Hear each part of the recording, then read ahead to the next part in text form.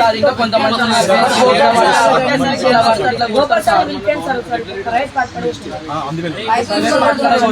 Fifth పిల్లల్ని చూడకుండా pipe ఉంటుంది సార్, ఏది వాటర్ పైప్స్ ఉంటాయి చూడండి సార్, వాటర్ పైప్స్ తీసుకొని ఇష్టం ఉన్న కాడ ఇష్టం వచ్చి సార్ సాంబార్ అయిపోయింది.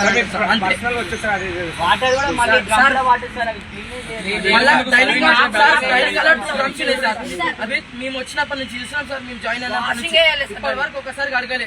దాని కింద బొగాన్లు ఉంటాయి, అట్లనే ఉంటాయి. ఇప్పటి వరకు ఒకసారి బొగాన్లు కడగలే,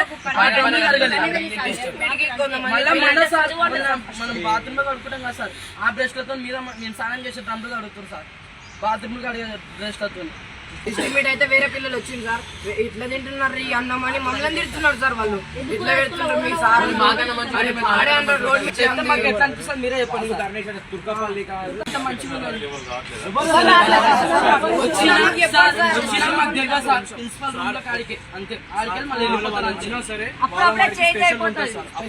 ఒక్క పూట మంచిగా పెడతారు సార్,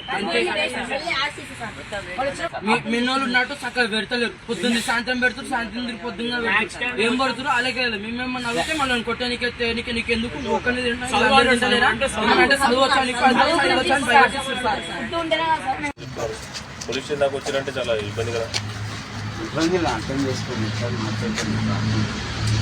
ఓకే కానీ కమిటీ మీటింగ్ కూడా పెట్టాను, పెట్టి చెప్తాను ఇట్లాంటి సిచ్యువేషన్స్ ఉన్నాయి. కొద్దిగా నేర్చుకో రాకుండా వాళ్ళు కొద్దిగా హ్యాండ్ పవర్తో తగ్గిపోయింది, కొన్ని విషయాలు నేను చెప్పాను. అలాగే ఇప్పుడు మార్నింగ్ కూడా వాళ్ళని క్లాస్ తీసుకెళ్ళి చెప్పాను.